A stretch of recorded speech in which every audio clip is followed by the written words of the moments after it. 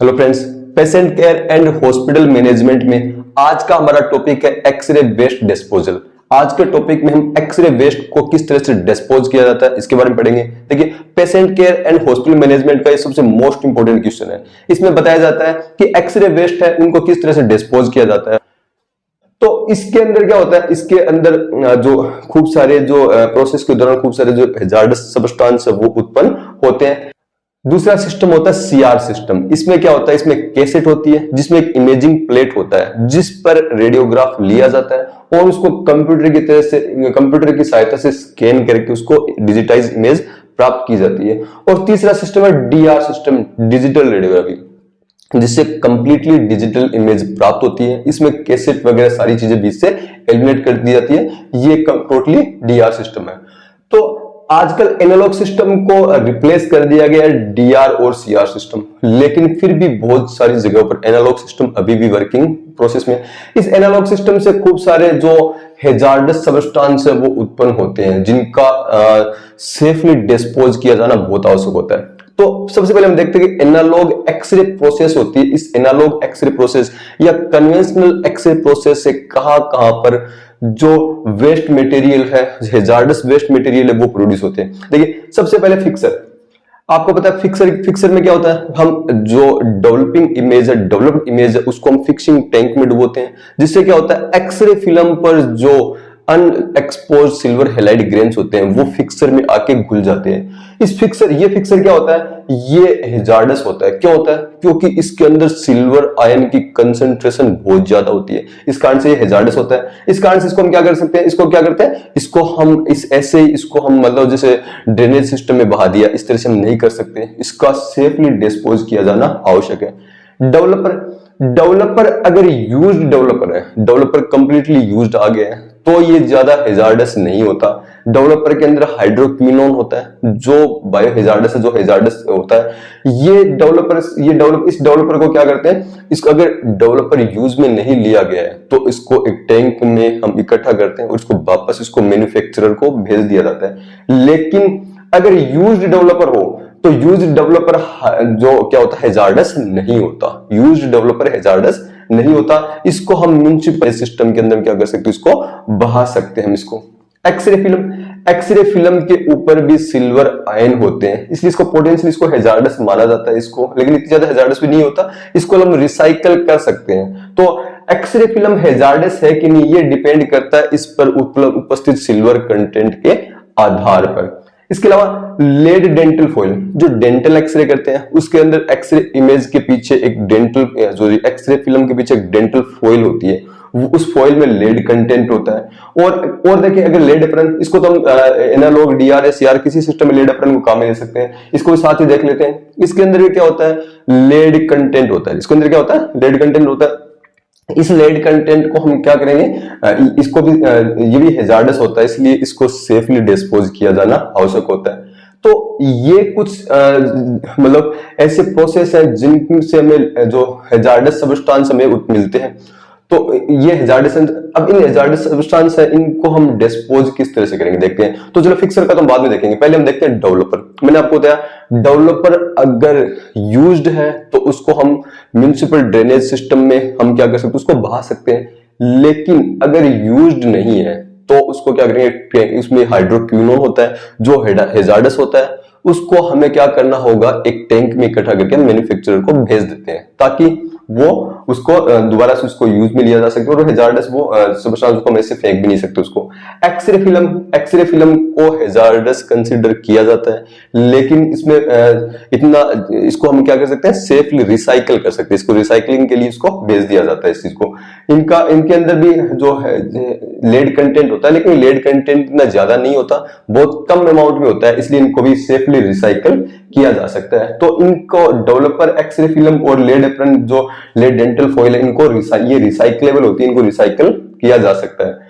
X ray fixer है, x ray का जो वेस्ट फिक्सर है, इस एक्सरे वेस्ट फिक्सर को डिस्पोजल कैसे किया जाएगा। देखो, सबसे ज्यादा हैजार्डस ये होता है। क्यों होता है? क्योंकि इसमें सिल्वर आयन की कंसंट्रेशन बहुत ज्यादा होती है।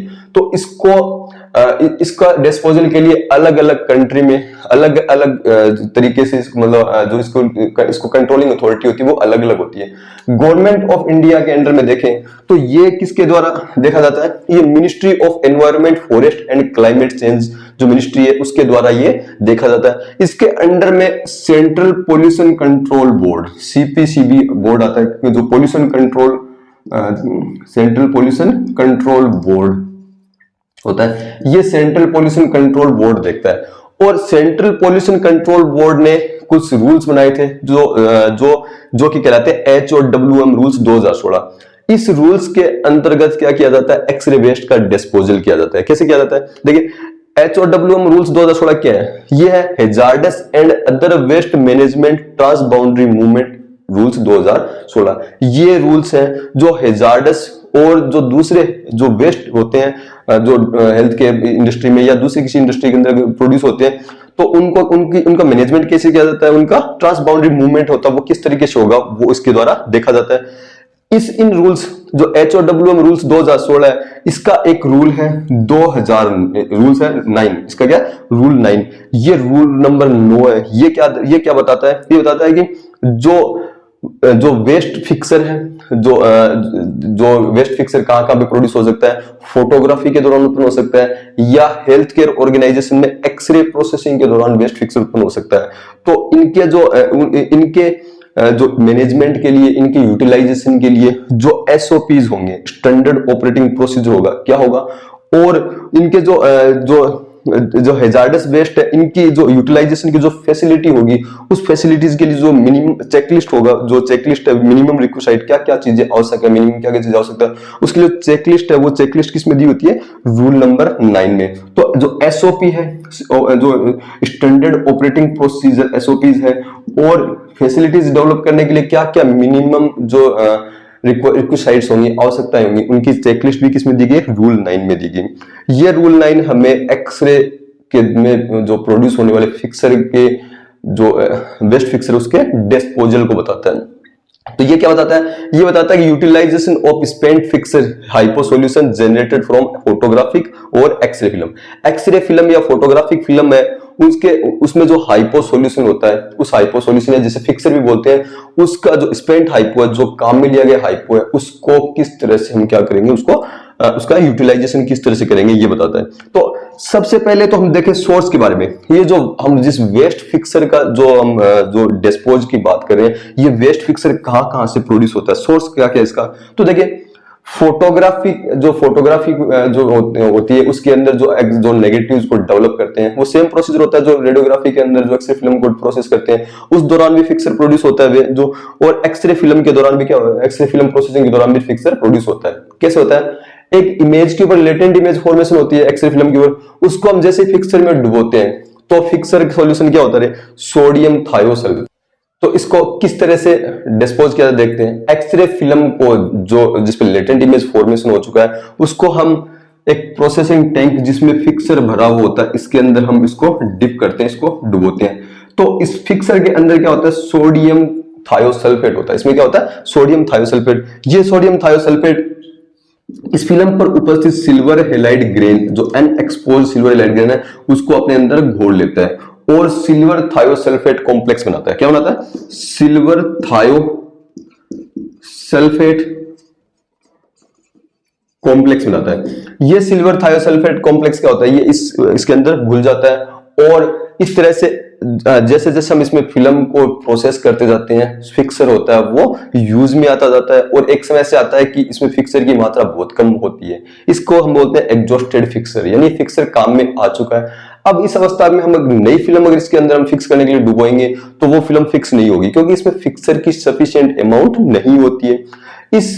इस तरह से जो फिक्सर सॉल्यूशन हमारे पास मिला है, इसके अंदर क्या होता है, सिल्वर रिच होता है, इसमें सिल्वर बहुत ज्यादा सिल्वर इसके अंदर होता है। तो इसे हम क्या कहते हैं, इसे हम वेस्ट फिक्सर बोलते हैं। और इस वेस्ट फिक्सर को इसको हम क्या कहते हैं, ये वेस्ट फिक्सर होता है। इसका यूटिलाइजेशन कैसे किया जाता है, ये हमें बताता है इस रूल्स के इस रूल का जो शेड्यूल सेकंड है, जो HOWM रूल 2016 है, इसके शेड्यूल जो सेकंड है, इसका जो A9 पॉइंट है, वो हमें बताता है कि ये वेस्ट फिक्सर इसको डिस्पोज किया जाना आवश्यक है।